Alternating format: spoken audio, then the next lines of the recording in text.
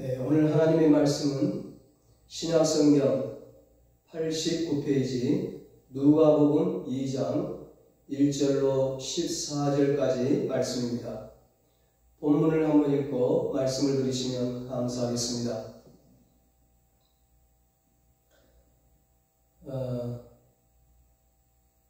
하나님의 아들 예수님이 사람의 몸을 입고 이 세상에 오신 성탄의 계절입니다. 여러분의 삶과 가정과 일터에 성탄의 은총이 함께하기를 주님의 이름으로 축복합니다. 오늘은 예수님 평화의 선물을 주러 오셨습니다. 이런 제목으로 함께 은혜를 나누겠습니다. 어떤 성경학자는 예수님의 오심을 이렇게 설명했습니다. 만물을 만드신 하나님께서는 작아지시고 또 작아져서 마침내는 하나의 난세포가 되기까지 작아지는 형태로 오셨다. 어떻게 천지 만물을 창조하신 하나님이, 크고 광대하신 하나님이 그렇게 작아지실 수 있었을까요? 어떻게 그런 모습으로 사람이 되어서 세상에 오실 수가 있었을까요? 그분이 탄생할 때 세상의 왕들이, 사람들이 환영을 했습니까? 아무도 그를 환영하지 않았습니다.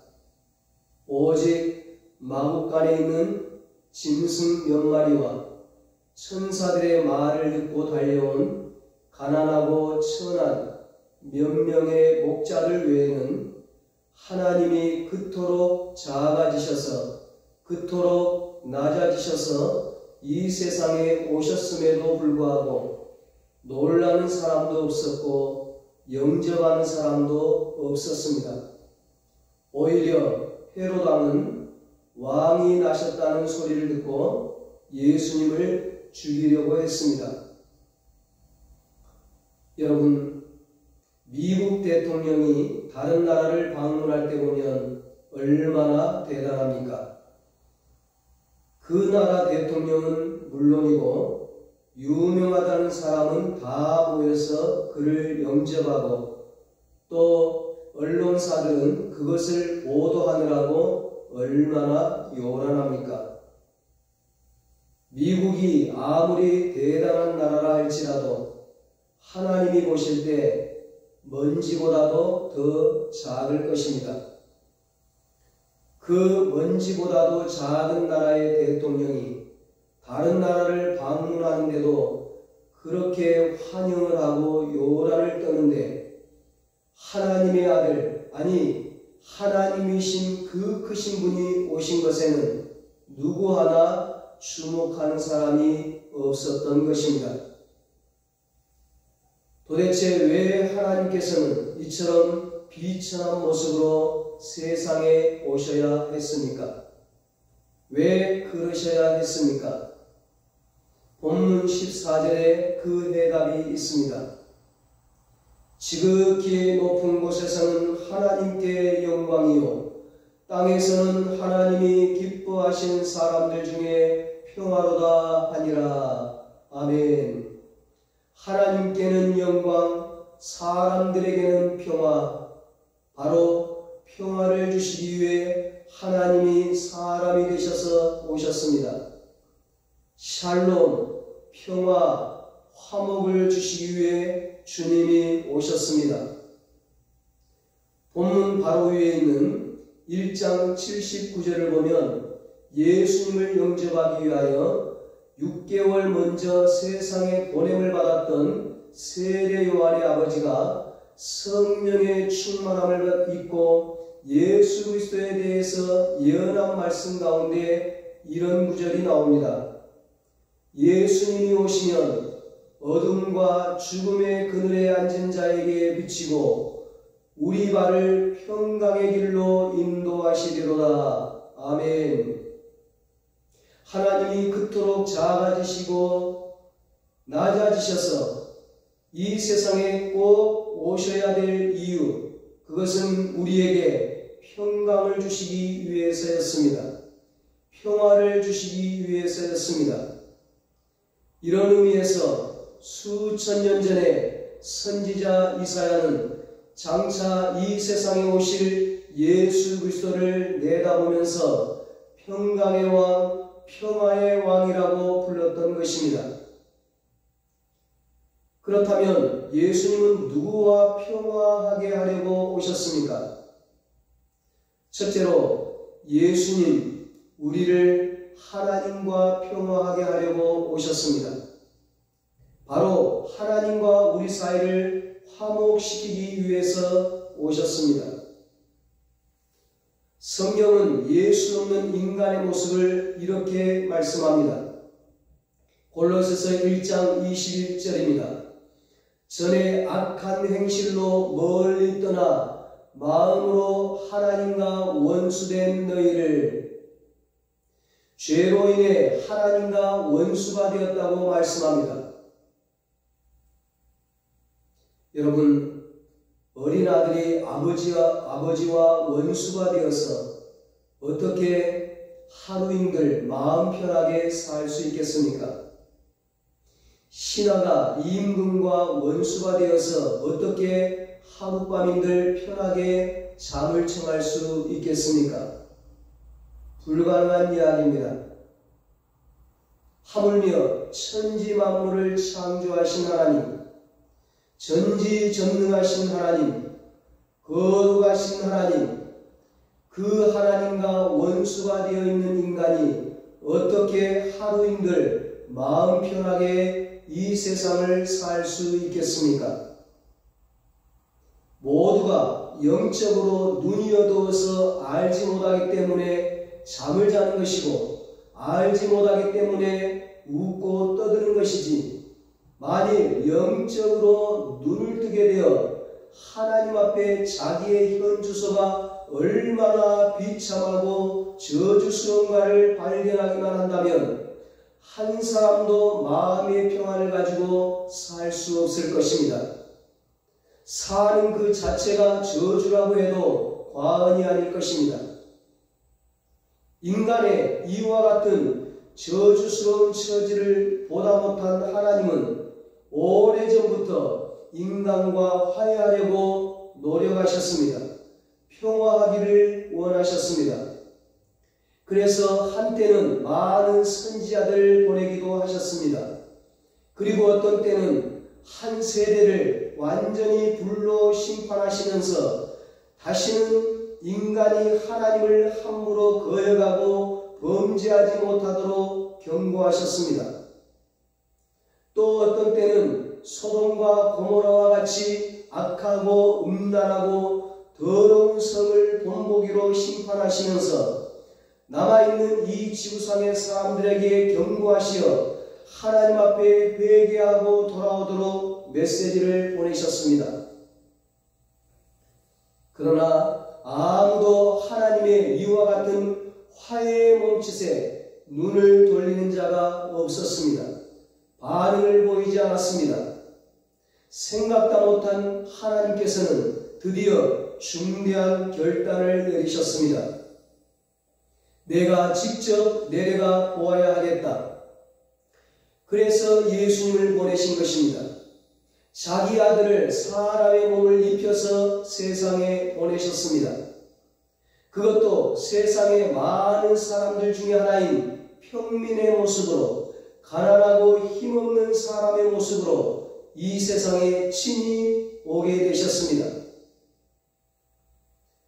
하나님이 이렇게 직접 찾아오신 이유가 무엇입니까? 원수된 인간과 화목하기 위해서입니다. 용서하고 화해하기 위해서입니다.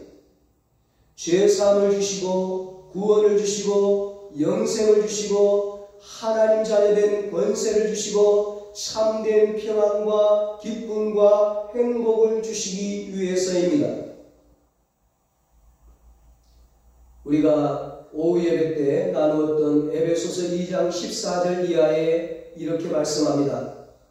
예수 그리스도는 우리의 화평이신지라 오셔서 먼 데 있는 너희에게 평안을 전하고 가까운 데 있는 자들에게 평안을 전하셨으니 이는 그로 말미암아 우리 둘이 한 성령 안에서 아버지께 나아감을 얻게 하려 하심이라. 아멘.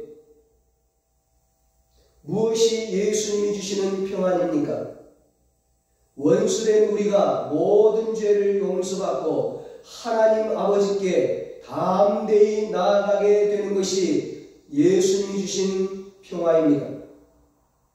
주님의 이름으로 하나님 앞에만 나가면 모든 허물과 죄를 순식간에 용서받고 하나님은 우리를 자녀로 받아들이시는 것입니다. 여러분, 오늘 예배드리기 위해서 이 자리에 나온 우리 모두가 얼마나 행복한 사람입니까? 왜 그렇습니까? 우리에게 평화를 주신 예수님 때문에 우리는 오늘 하나님 아버지를 찬양하면서 예배하고 있는데 이런 축복은 아무나 받는 것이 아니기 때문입니다. 본문 14절을 보십시오. 아무나 누리는 축복이 아니라고 말합니다. 땅에서는 하나님이 기뻐하신 사람들 중에 평화로다 말씀하고 있습니다. 우리 생각에는 하나님과 원수된 인간을 하나님과 다시 손잡고 화목하도록 하기 위해 예수님이 오셨다면 온 인류가 하나도 빠짐없이 하나님과 평화하는 은혜의 길이 열릴 것도 같은데 하나님은 그렇게 하시지 않았다는 것입니다. 누구만이 하나님과 평화할 수 있습니까? 기뻐하심을 입은 사람들, 바꾸어 말하면 하나님이 기뻐하시는 사람들만 예수님을 통해서 하나님과 평화할 수 있도록 해주셨습니다. 하나님의 눈에 드는 사람입니다. 하나님이 선택한 사람입니다.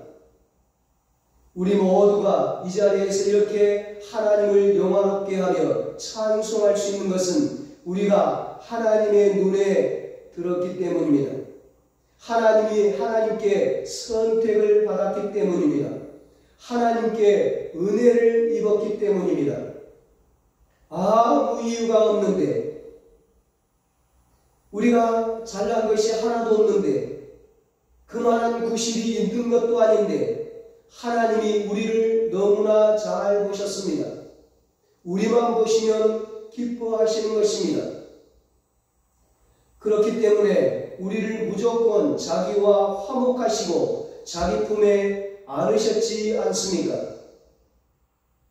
그래서 우리는 하나님을 향하여 아버지, 하나님 아버지, 아빠 아버지라고 언제든지 부를 수 있는 영광을 누리게 되었고 하나님은 우리와 이 세상 끝날까지 동행하시는 임마누엘의 하나님이 되셨습니다.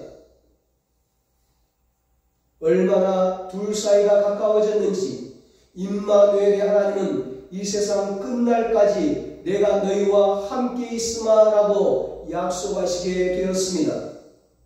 한순간도 나를 혼자 떼어놓지 않겠다고 약속하시는 자비로우신 아버지가 되셨습니다. 그러므로 로마서 8장 31절 이하에 바울이 너무나 흥분하고 너무나 황홀해서 소리친 그 말씀이 정말로 우리 마음에 그대로 와닿습니다. 그런즉 이 일에 대하여 우리가 무슨 말하리요? 다시 말하면 말이 필요 없다는 것입니다. 나 같은 것을 어찌해서 하나님이 만세전에 미리 아시고 나 같은 것을 예정하시고 선택하시고 나 같은 것을 때가 되자 부르시고 부르신 다음에 믿음을 주시고 믿음을 주신 다음에 모든 죄를 용서하시고 의롭다 하시고 하나님의 자녀로서 아들로서 이렇게 영화롭게 하셨는가?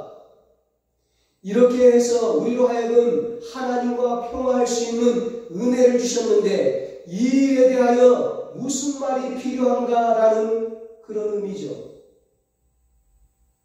하나님이 우리를 위하시면 누가 우리를 대적하리요? 누가 우리를 정죄하리요? 하나님이 우리와 평화하셨는데 누가 아니라고 말할 수 있겠는가? 그런 말이에요. 누가 그 사실을 부인하겠는가? 그런 뜻이죠.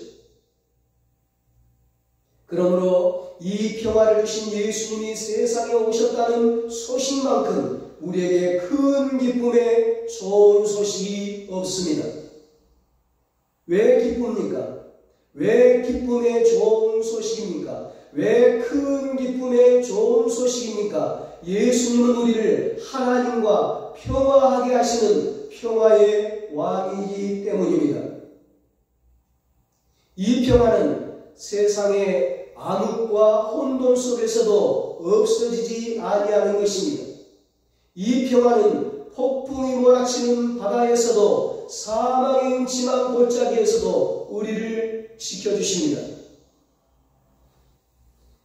내 영혼의 평화가 넘쳐남은 주의 축복을 받음이라. 내가 주야로 주님과 함께 있어 내 영혼이 편히 쉬네. 평화로다. 하늘 위에서 내려오네.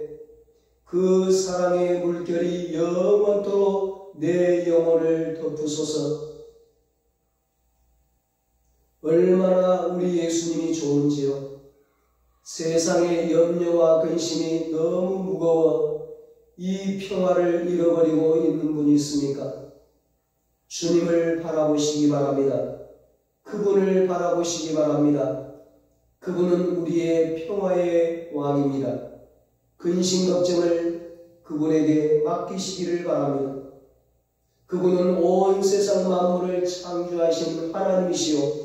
우리의 염려와 근심을 다 책임져 주시는 분이시오. 우리의 인생길을 인도하시는 전지전능하신 하나님이시니 그분을 바라볼 때 우리에게 평안과 평화가 임합니다.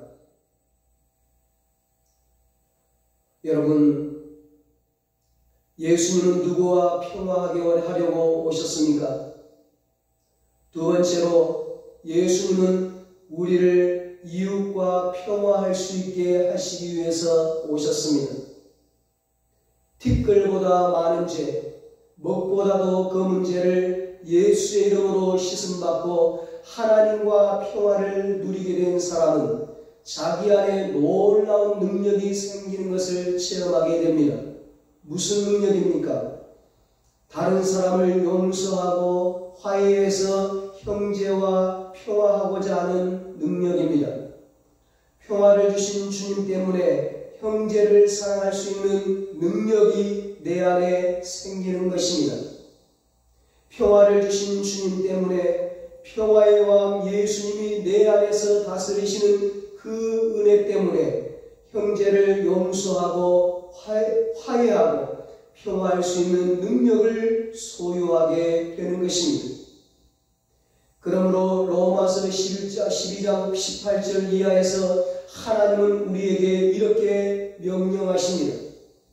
할 수 있거든 너희로서는 모든 사람으로 더불어 평화하라.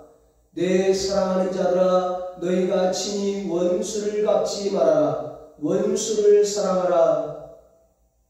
주님이 이렇게 명령하실 때에는 그 명령을 순종할 수 있는 충분한 은혜가 뒤에 따라오는 것을 믿으시기 바랍니다. 왜 이렇게 명령합니까? 우리를 하나님과 화목시켜 주신 예수 그리스도가 내 안에서 다스리고 계시기 때문입니다. 그분이 내 안에 계시고 그분이 나에게 능력을 주시기 때문에 형제까지도 나는 용서하고 포용할 수 있게 되는 것입니다. 예수 믿는 우리는, 하나님의 용서의 은혜를 입은 우리는 모두가 용서받아야 될 사람이요 용서해야 될 사람들입니다. 우리가 세상을 살다 보면 감정이 상할 때도 있습니다. 어떤 때는 서로가 좀 심한 다툼도 할 수 있습니다. 서로 상처를 주기도 하고 피해를 입히기도 합니다. 이것이 세상입니다.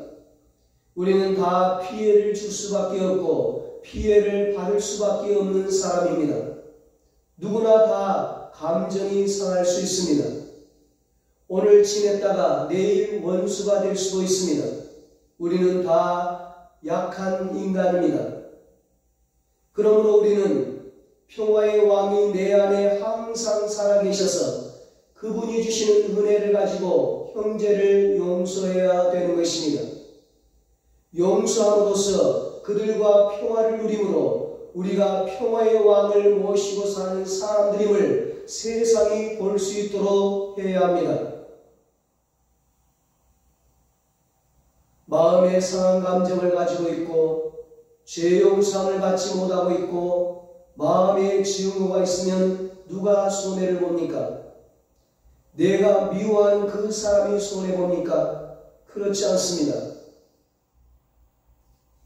손해는 미워하고 용서 못하는 내가 보는 것입니다. 그런 마음을 갖고 있으면 기도가 잘 안 됩니다. 영적으로 점점 더 병이 들어갑니다. 자기도 모르게 병이 들어갑니다. 병이 들어가면 은혜와는 거리가 멀어집니다. 나중에는 정신적으로 큰 피해를 입습니다. 그것이 심해지면 육신까지 병이 납니다. 심한 우울증에 빠지고 괴로워하다가 삶을 포기하게 됩니다. 누가 손해를 봅니까? 내가 손해를 보는 것입니다. 우리는 그렇게 살면 안 됩니다. 사랑하는 여러분, 평화의 왕 예수님이 오셨습니다. 그 평화의 왕 예수님이 내 안에 계십니다. 지난날 묵은 감정이나 원한, 피해의식을 다 묻어버리십시오. 우리는 모든 것을 용서하면서 2024년 새해를 맞이해야 합니다.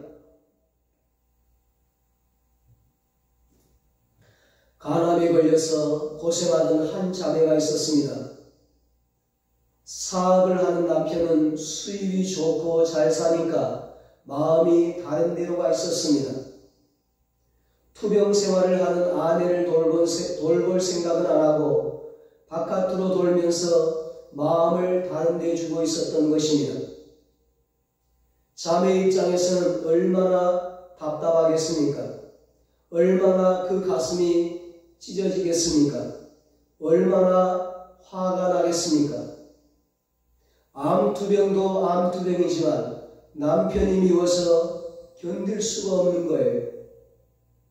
남편에 대한 미움 때문에 잠을 못 자고 괴로워하는데 이웃에 살던 교회 나가는 집사님이 전도를 했습니다. 자매님, 예수님 한번 믿어보세요.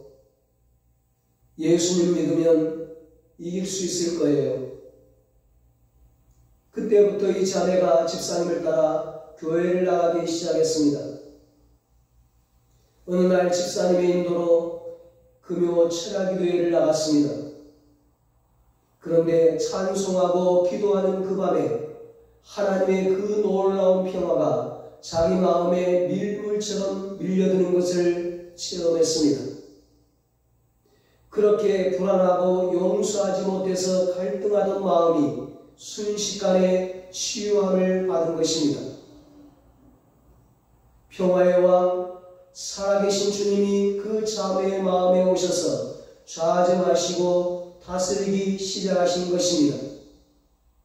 평화의 주님이 그 마음을 다스리니까 평화를 해치는 모든 것들이 다 쓸려나가는 것입니다. 얼마나 감사합니까? 자기도 모르게 남편을 용서하게 되었습니다. 남편을 다 용서해버렸습니다. 그리고 남편을 대하는 태도가 달라졌습니다.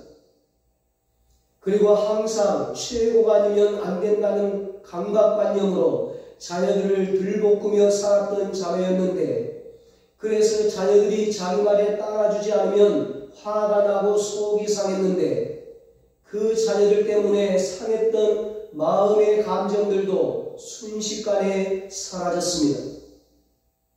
아이들이 연약한 그대로, 못난 그대로 옆에 있는 것만으로 감사했습니다. 그러자 아이들을 대하는 태도가 달라졌습니다. 집안의 분위기가 180도로 바뀌었습니다. 그렇게 영적으로 치유를 받으니까 얼마 후에 간암까지도 깨끗이 고침을 받게 되었습니다. 우리 모두 평화의 주님을 모시고 하나님과 평화하고 사람과 평화함으로 평안과 기쁨과 행복이 넘치는 천국 생활을 하게 되시기를 예수님의 이름으로 축원합니다. 기도하겠습니다. 하나님 아버지, 불안하고 두려운 세상입니다. 염려, 근심, 걱정이 끊이지 않는 세상입니다. 그래서 잠을 이루지 못하고 있습니다. 늘 근심 가운데 살아갑니다. 특별히 하나님과 원수된 우리는 저주 가운데, 불안 가운데, 두려움 가운데, 죽음의 고통 가운데 살아가고 있었습니다. 그러나 하나님께서 우리에게 평화의 왕을 주심으로 하나님과 평화하게 하시고 하나님과 화목하게 하시고 하나님 은혜의 보좌 앞에 담대히 나갈 수 있는 은혜의 길, 구원의 길, 치유의 길을 열어주시니 감사합니다. 우리 은성교회 모든 가족들이 평화의 주님을 모시고 하나님과 평화하고 사람과 평화함으로 참된 평안과 기쁨과 행복이 넘치는 천국 생활을 이 땅에서도 누리며 살아가게 하여 주시옵소서. 이제는 우리 주 예수 그리스도의 무한하신 은혜와 하나님 아버지의 사랑하심과 성령님의 위로하시고 교통하시고 영원토록 함께 하시는 은혜가 평화의 주님을 모시고 천국 생활하기를 다짐하는 사랑하는 모든 성도들과 저들의 가정과 자녀들과 사업과 직장 위에 이 나라 이 민족 위에 이제로부터 영원토록 함께 있을지어다. 아멘.